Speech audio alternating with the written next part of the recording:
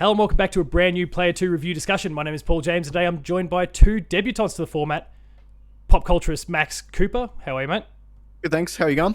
Yeah, very well. And a new face to Player 2, but his name's popped up a lot if you've been tracking the website in the last couple of weeks. It's been an excitable, enthusiastic, energetic start with lots and lots of articles and reviews. Jason Hawkins, how are you? Good. Every day is a beautiful miracle. And there's a lot more to come because we are talking about Stranger of Paradise, Final Fantasy Origin. I didn't just have to look down and check what the name was that time around, but we'll see how we go as the episode goes on. The three of us, thanks to Bandai Namco Australia, have been playing the game over the course of the last few days. It is a very short turnaround, I guess, for open disclosure for people here.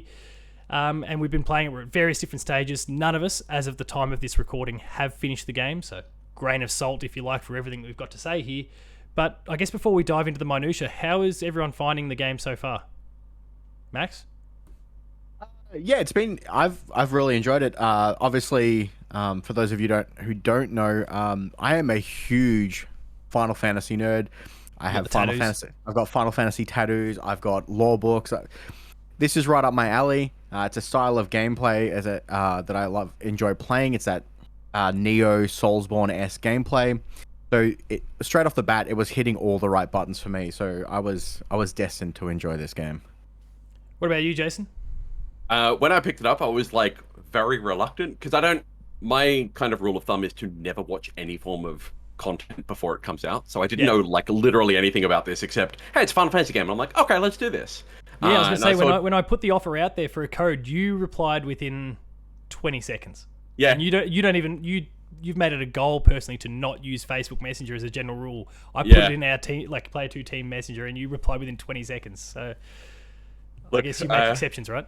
It was lucky. It was lucky, honestly. I have keywords set up to alert me.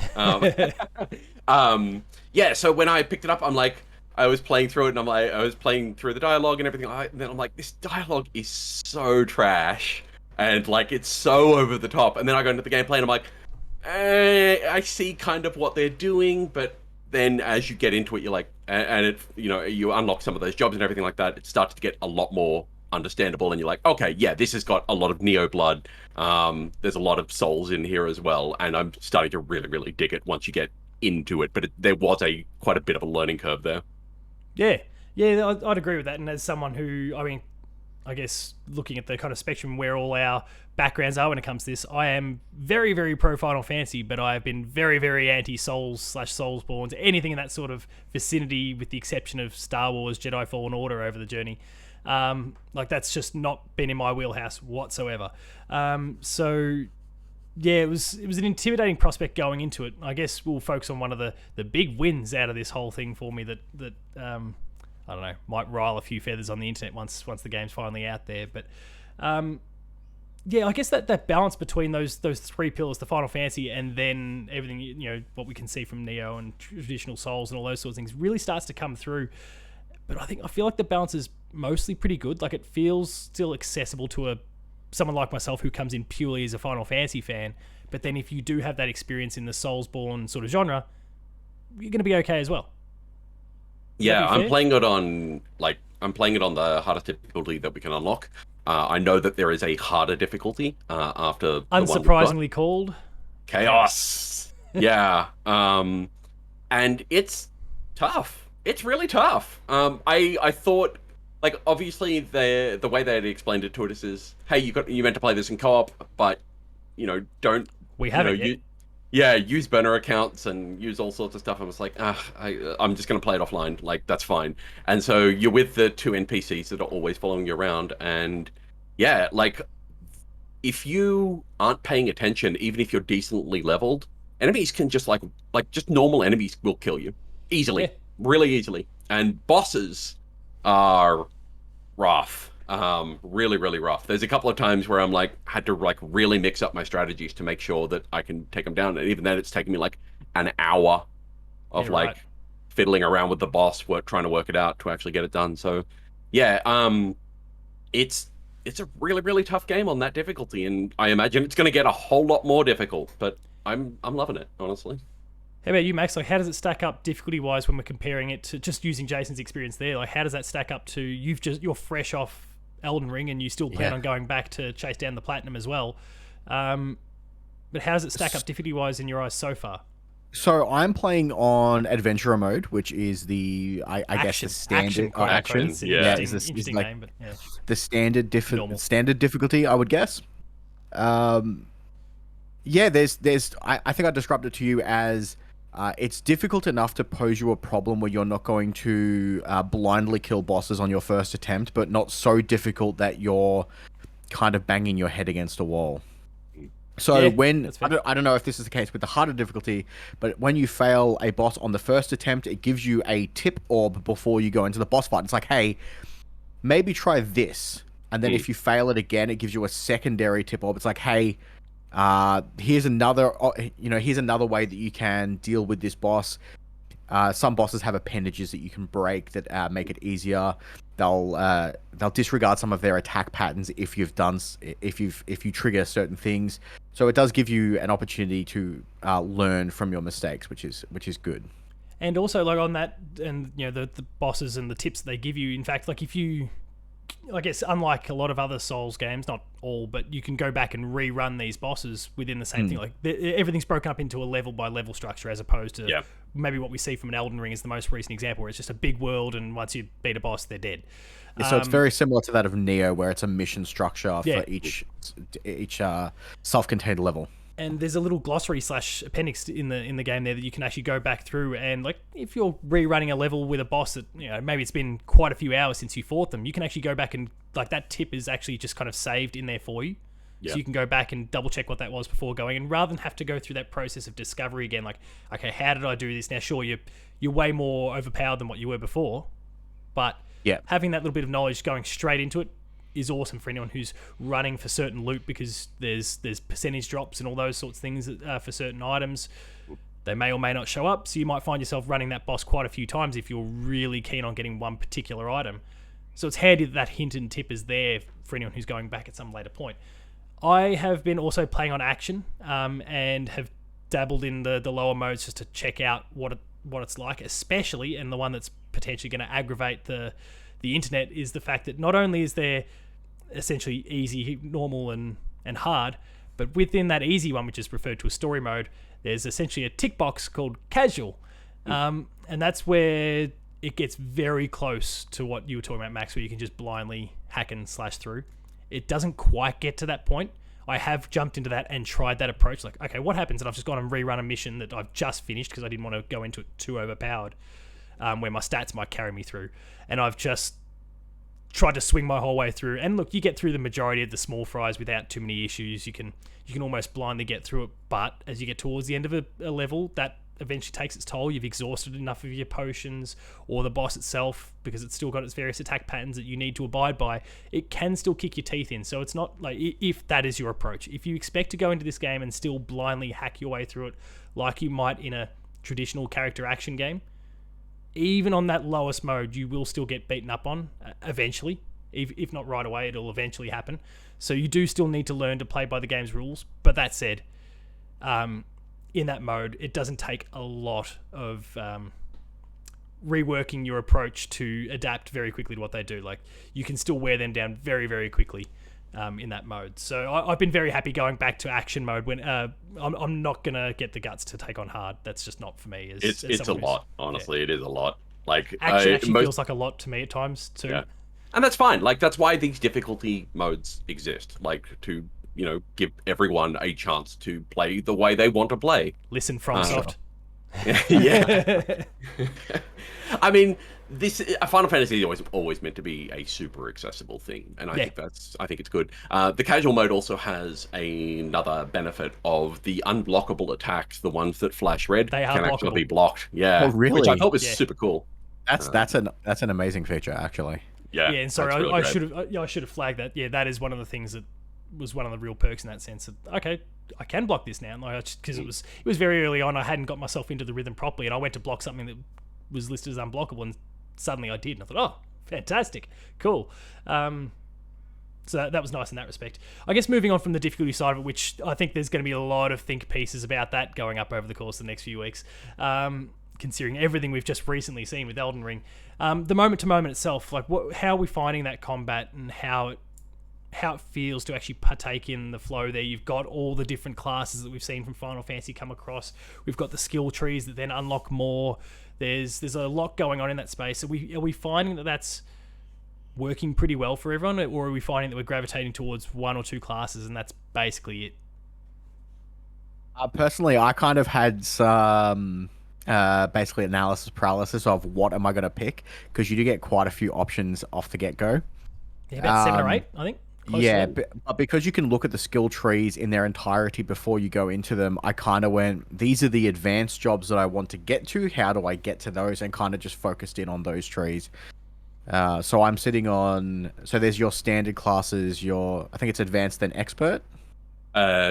It's basic, basic, norm, advanced, and expert. Yeah, so I've unlocked 2 of the expert classes. One of them sounded a lot cooler than what it was going to be. What was it? I unlocked the Void Knight. That is a good name. Yeah. Yeah, it was not the hopeful promise that I had placed upon it, so that's my own fault. And I'm now working. And I'm now working on unlocking the Final Fantasy classic of the Dragoon. Oh, very good.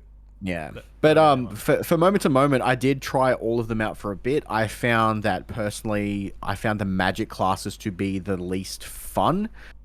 Mana, it still depletes pretty rapidly, even in those classes. Yeah, so trying to maintain your mana is can be difficult at times, because to upgrade your max or to increase your maximum MP, you have to use the shatter mechanic that's built into the game, where you break their gauge, similar to that of Sekiro, where you can instantly kill an enemy if you break their poise gauge.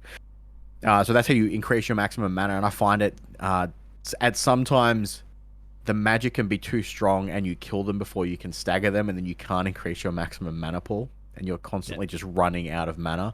And once you're out of mana, you can run in a melee combat with your magic maul, for instance, but it kind of takes away. Effective. Yeah, it kind of takes away from the I want to stand back and cast spells at things. I don't want to get up close. The whole point of picking this class. So you've got to play that risk reward of, how quickly do I expend all your mana. And the way the spell system works is the longer you hold down the cast bar, the more mana you use, but the stronger your spell. So if you're holding down too long, you're just kind of wasting mana. That is something I've had to adjust to myself, is just a quick tap of R2 so that I can quickly throw out that fire attack, as opposed to a Firaga out of nowhere. You accidentally cast Flare on Black Mage and waste all 8 of your MP. Yeah, because it consumes all mana. Yeah, you just set your mana back to 0, and then it's so hard to come back from there. It's like, oh my god. Yeah, that was really tough. Yeah, well then you're forced to go melee. What about you, Jason? I am a sucker when it comes to pretty much all games, and if there is something to collect or unlock or do, I will do it. So I have unlocked all jobs. Wow. Very nice. Yeah. Yeah. Thank you. I'm on the way there myself. That is certainly kind of part of my plan at the moment. But yeah, and it's fun. Honestly, when it comes to the bosses and the classes, I have had to mix it up fairly consistently. Like, some of the bosses, one of them was a dragon zombie. Spoilers for Final Fantasy. Every 10? Final Fantasy game. Yeah, Final Fantasy 10, I think that level's based on. And because it put out like rot all over the ground, so you couldn't get close to it, and if you did, you'd get poisoned, and your health was constantly going down. So I tried about 4 or 5 different jobs against it before I found one that works. I also have a ton of problems with the magic system. It doesn't feel right, because like you said, you start using it and then you just run out of mana super duper quickly. But on those hard modes, everything hits like a truck. So you have to use that soul shield, otherwise you're going to get nowhere. So your magic, it comes up again really, really quickly. And you're just cycling through because enemies are just laying into you, and then you've got to hit them back, and you're firing off your R2 spells without charging them up, because you just don't have time. Because as soon as you start charging up a spell, you see that little reticle go red, and that monster's coming straight after you. Yeah. And it's a huge bummer. But That soul shield that you mentioned is obviously a very interesting part compared to just the stock standard, defensive shield that is, well, there's also a part of this as well. So Yep. how are you finding that? Because it's kind of an opportunity to absorb a technique that I love it, from an honestly. enemy as well as a defensive tool. Yeah, it's really, really good against a huge amount of enemies. Like stealing their technique. I mean, you can use the thief to actually steal it, but grabbing their ability to just like throw it back at them is incredibly useful and honestly really really needed against a lot of the bosses. So it's really fun to like just grab an ability, and because it's an instant ability, you use it in terms of your combo. So because the combat system is so fluid, I have a feeling that a la Bayonetta or something similar that has incredibly quick, or Devil May Cry even, has incredibly quick, incredibly fluid combat. I think we're going to see some really, really interesting people playing this in the future that I really, really look forward to, where they're like, they'll use a couple of abilities, they'll throw in an instant to do an animation cancel, they'll move to the next job, they'll lay into it a bit more, then use another animation cancel and keep that really, really going from there, which I think is going to be awesome to watch. I am not that good at it, but it is fun to see. No, the prospect of what people could do when they're chaining those techniques together is pretty enticing. So, definitely keen to see that.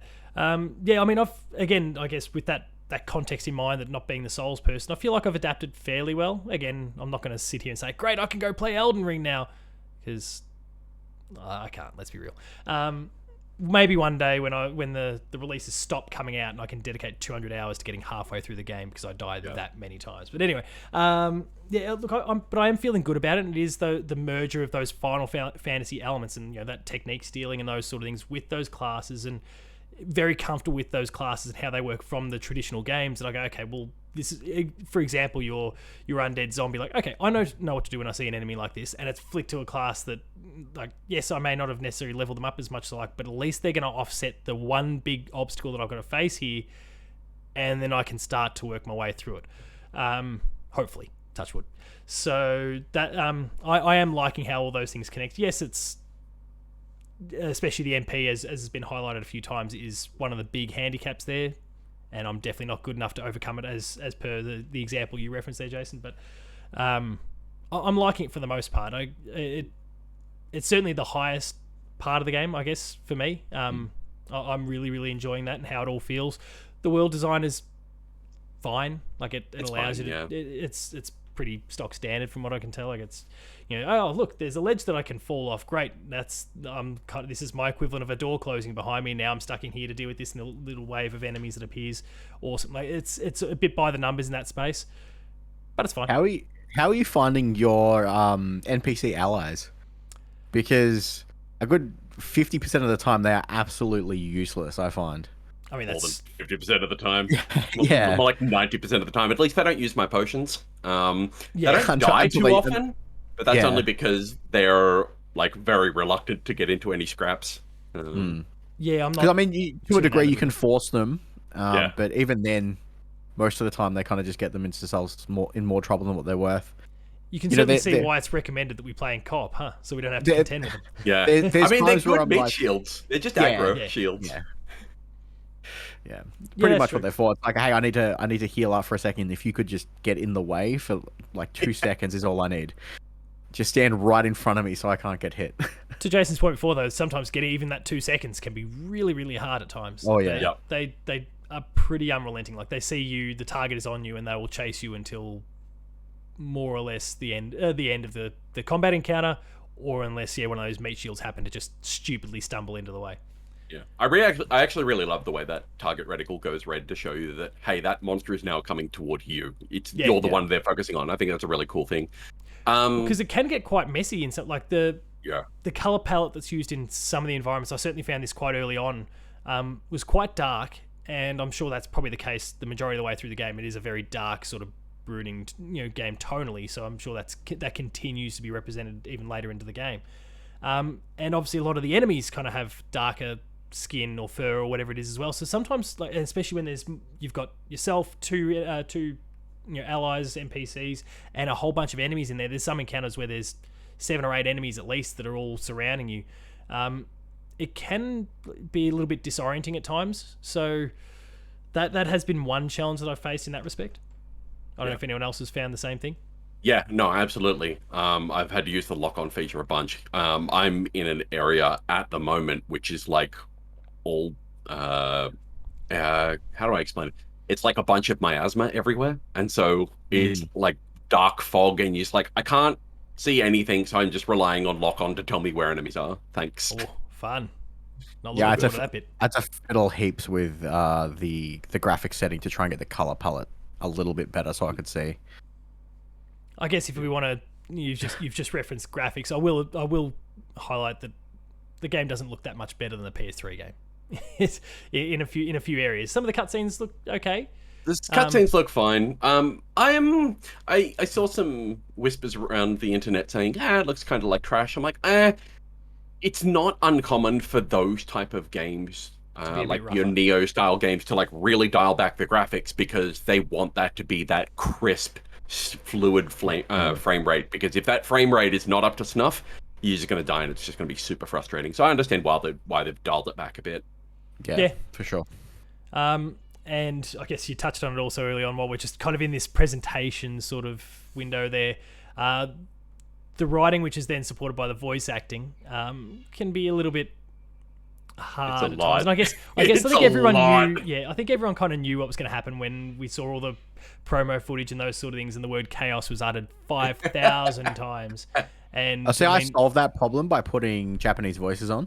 And then you just don't hear them shout chaos every 2 seconds. Well, yeah, there's that. You have to read it. Every time you get close to a treasure chest, you hear like both your party members tell you that the treasure chest is there, and you're like, yeah, I know, I just saw it, thanks. Yeah, it can be a little bit much in that respect, and I do enjoy if you're not paying attention to the interface, when you use your second to last potion, it's like we're down to the last one. Got to play safe. That is a good one. That's a really helpful call out, I think. Because I'm sure there's a lot of us that at various times with various games we're playing, because we're so consumed by the action that's going on, we do sometimes lose sight of the UI and the things that it's trying to tell us. So prompts like that are actually fantastic. It's just Not to mention every single ability is so flashy that it kind of takes over the screen. Yeah, that too. Honestly, the writing kind of reminds me a little bit of actually one of my favorite games that also has incredibly trash writing, which is Dragon's Dogma. Oh yeah. And the writing just reminds me of exactly like that, except Dragon's Dogma is just a lot worse in the writing regard. It's just beautiful. Like if I cycle back to the Chaos one briefly, like I understood why, with my history of Final Fantasy, I understood why the word Chaos was important here in terms of how it connects to the original Final Fantasy, but I'm sure there were ways that they could have avoided, like even just calling Chaos that fucker, for example, just every now and then, instead of trying, using him by his name again, like, and not to mention they talk about the chaos that he's brought on the world and those sorts of things. Like, oh my god, just stop. Such a Japanese thing. Yeah. But even heavy-handed, I think, for a lot of Japanese games, I felt. Clearly you have not played a Dynasty Warriors game in a while, where chaos is the synonym for war. And you're just like, great. That's good. Yep, chaos is everywhere. You're just like, fuck, I can't deal with this right now, please. Shit. Yeah. Anything else we really wanted to spotlight and highlight up to this point? Yeah, there was actually a question I had around it. This is I guess it's kind of a spin-off of Final Fantasy 1, is it? Like, it's a prequel. We're looking at Chaos. Isn't it? The map is the exact same as Final Fantasy 1. It's a retelling, isn't it? I don't think it's a retelling, because retelling is like your Final Fantasy 7 remake, I guess. Like, I think this is just like a what-if story or something similar, except we don't know what the what-if is. Like, we've seen a lot of, when you go to that mission menu, that is exactly the same map as Final Fantasy 1, and they're talking about all the Final Fantasy 1 spots, but they're leaning into, like, this is a game that came out around the same time as the 35th anniversary of Final Fantasy, so every single mission is based on a Final Fantasy zone. Like, one of the first ones you go to is that, the Sea Grotto, and that's Sastasha from Final Fantasy 14, and there's... So I've just found the answer for us with a quick Wikipedia search. It's an alternate universe retelling of Square Enix's original Final Fantasy on the NES. The storyline follows a set of characters brought into a fantasy world to face the malevolent chaos. So yeah, it is kind of prequel is a little bit much, but yeah, we've kind of struck the original Final Fantasy 1 from existence to retell in a totally different way. But about time, honestly. Well, yeah, the Final Fantasy 1's pretty weak as a rule, but it saved the company, so we can't. Yeah. It's a bad game. It's a bad. No, it's a seminal game, but that doesn't make it a good game. Doesn't make it terrible. A good game. Any other thoughts at all? It does run a lot better than the demos that they've released. Yeah, okay, good. There's been vast improvements. Obviously, having not played multiplayer yet, I can't talk to whether or not I got to play multiplayer in the last demo, and my biggest gripe was if the host activated one of the save point crystals to either level up their job or change gear, it would automatically teleport and put their second player in a loading screen. Oh. And then if they backed out and went back in, you'd also hit another loading screen. Oh. Now, I understand why it exists when you're playing single player, because it pulls your NPCs straight towards you, and that makes sense. But in a multiplayer setting, if you're in combat, but the host opens his menu, it rips you out of what you're doing, teleports you to him, and puts you on a loading screen. Yeah, that's wacky, honestly. I don't know if that's been fixed, but again, I can see why it happens because of the single player aspect. Yeah. But it is frustrating in a multiplayer setting. Yeah, I actually have some issues with the menu anyway. Like, to pause the game, you have to bring up the menu and then press the touchpad. But when you unpause, it puts you back in that menu again. So if you're doing that during a boss fight, you may as well just wipe, because by the time you get into that menu, press pause, and then get back out of that menu, and then you can't attack. Like, you expect to unpause and then just start attacking. Nope, still in that menu. Got to come back out of that. At all, that. Oh, it's terrible. It's honestly terrible. Thankfully, I haven't really had to pause too much, but I have previously. Like, I've seen the prompt, like, what? Yeah, and it's wild. I can see how that would be a big issue, because even like if the menu's open, you can still actually navigate the world. Like, you can still run around. Yeah. In that screen, that doesn't make a lick of sense, considering that you can't fight back at that point, but you can still move around. Yeah, just auto pause when you open the menu, but whatever. Who am I to judge? Yeah. It's a strange oversight. I guess there are numerous strange decisions about the game, but overall, I think we can still all confidently say we've had a good time with it so far, with our experiences up to this point. It feels a lot like Final Fantasy, or Square Enix want this to be quite a large game, because I was sneakily having a look at some of the achievements, and after you unlock, there's the Chaos difficulty, and then there's an achievement for completing 200 stages on Chaos difficulty. I'm like, okay, that's like EDF levels of replayability if that happens. So I'd be very interested to see how much replayability there is after. What they kind of throw at a sports game, Yeah, I think that'd be really interesting to see. I don't know if we're going to be able to get there during the incredibly short review cycle, but it'd be interesting to see. Maybe it's just a thing of like just jumping in with your friends and just beating the hell out of a few monsters or whatever, because some of the missions are kind of short. But yeah, very interesting to see that they expect 200 missions cleared. I'm like, okay, sure. Yeah, it's pretty full on. Max, what about you? Any other thoughts? No, I mean, one thing that you and I spoke about earlier today, similar to that of Neo, you do have a cap on your inventory space. Oh, and it was, good point. And the shop is so well hidden behind a bunch of menus. And then I did not never really that highlighted shop. to you. Yeah, they bring it up once, but they don't tell you where to find it. They say it once. And then I dismantled about 500 pieces of gear and then still didn't have enough stuff to upgrade my gear that I had. Yep. I'm just like, okay. But I mean, to be fair, the game throws gear at you like it's going out of fashion. So, the 2 seconds later, I've got gear that's better than what I'm wearing anyway. So I don't know whether or not the point of upgrading your stuff is not until the end or post game where you've kind of got your loadouts. Yep. Because obviously, I don't think we mentioned this when we were talking about the character classes, but as you upgrade their affinity depending on what gear you're wearing plus your upgrade tree skills, you get passive bonuses for each individual class. Which is fantastic. There's a benefit to wearing, there's a benefit to actually wearing the gear. but they've also added the great hit this button and we will auto equip the best possible gear for you, but it doesn't take affinities into account. It just looks at the raw numbers and goes, here you go.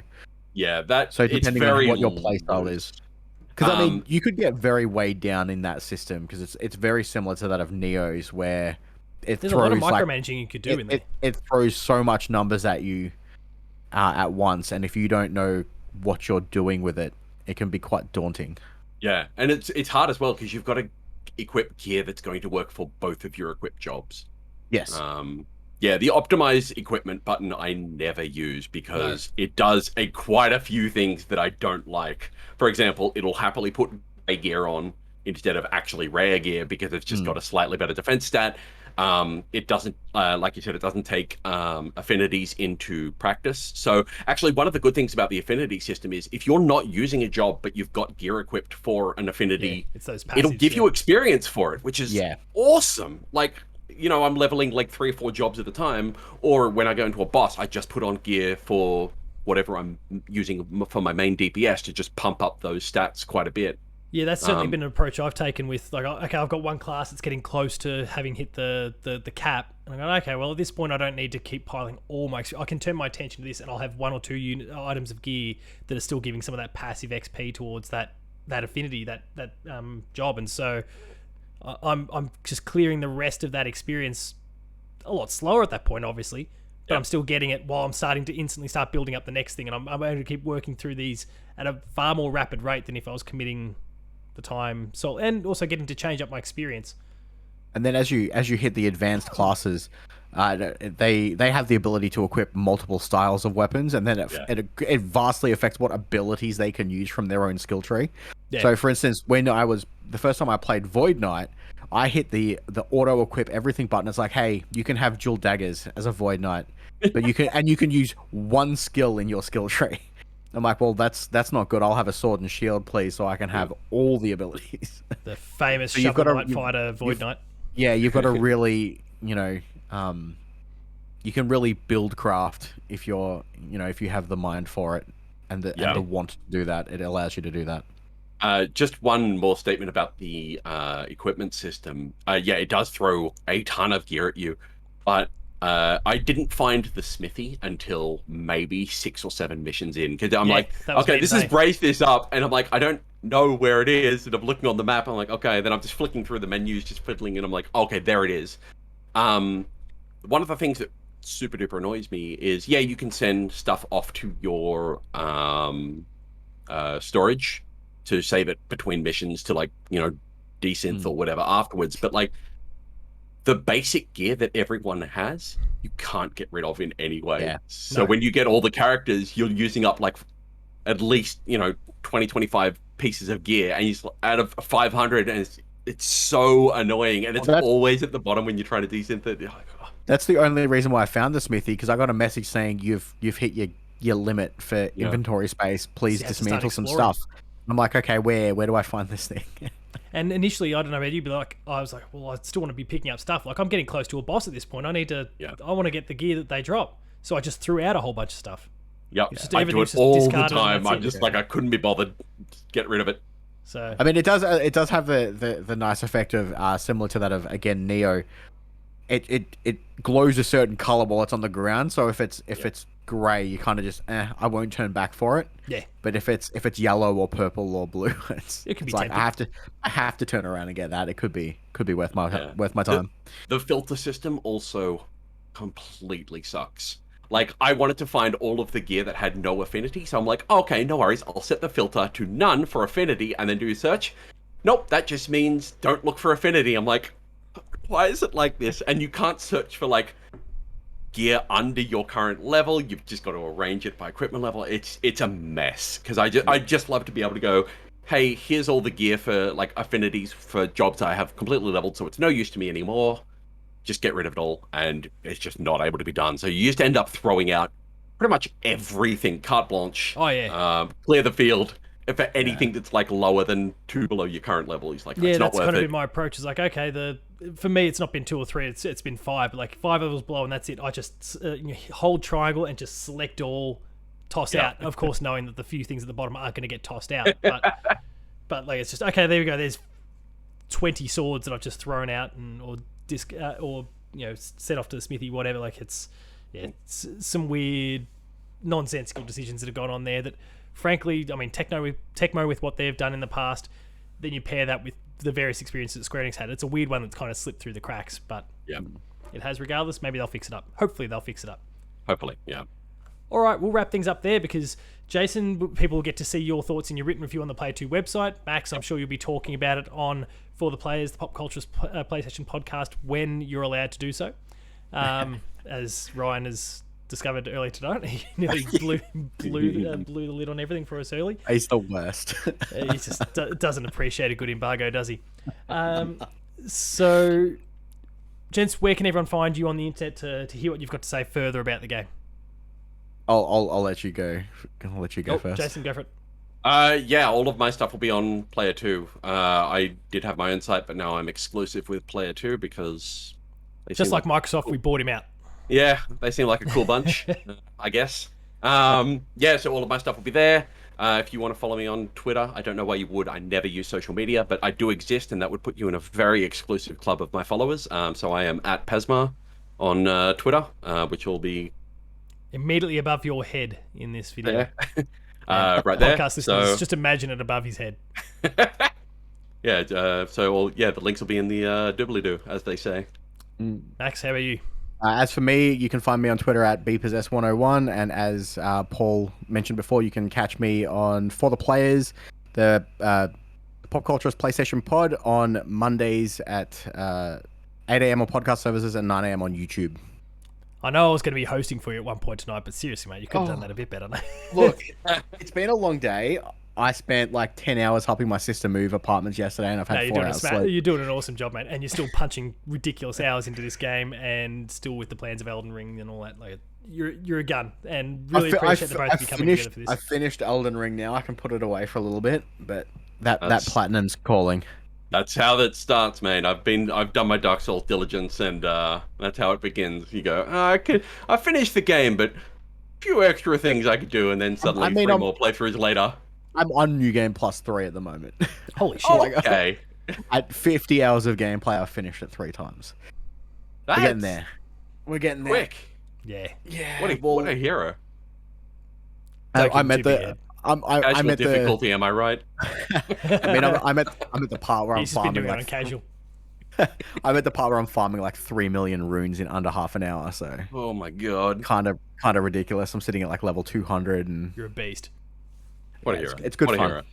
You should play. Well, that's all right. You'll be able to do 200 chaos levels in no time then over here on. Yeah, I wonder if that's you just running the first mission 200 times. On that sounds truly awful.